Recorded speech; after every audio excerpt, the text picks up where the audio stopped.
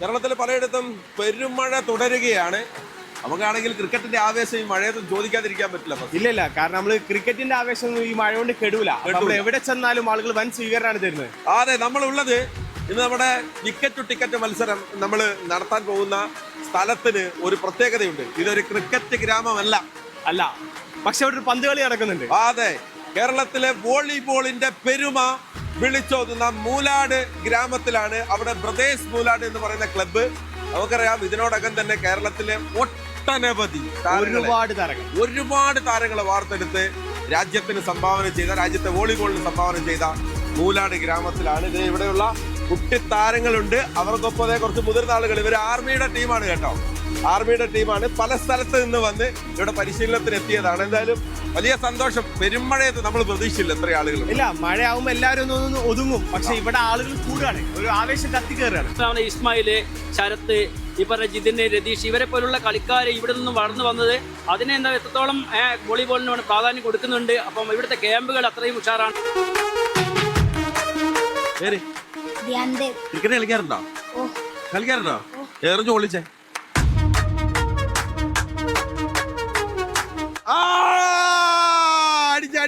अടിച്ച് ball बस ये match देखने के लिए टिकट है कैसे Kerala cricket league congratulations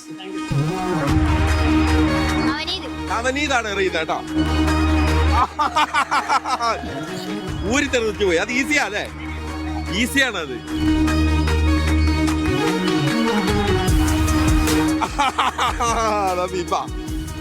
Naveen അടുത്ത സമ്മാനം. കേരള ക്രിക്കറ്റ് ലീഗ് മത്സരം കാണാനുള്ള ടിക്കറ്റ് ആണ്. കളി കാണാൻ വരണം കേട്ടോ. വീണ്ടും ടിക്കറ്റ്.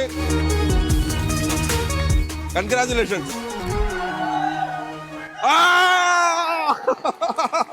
വീണ്ടും നമ്മളെ ആർമി നമ്മളെ ഞെട്ടിക്കുകയാണ്. കറക്റ്റ് ഉന്നത്തില് വീണ്ടും ടിക്കറ്റ് എടുത്തു.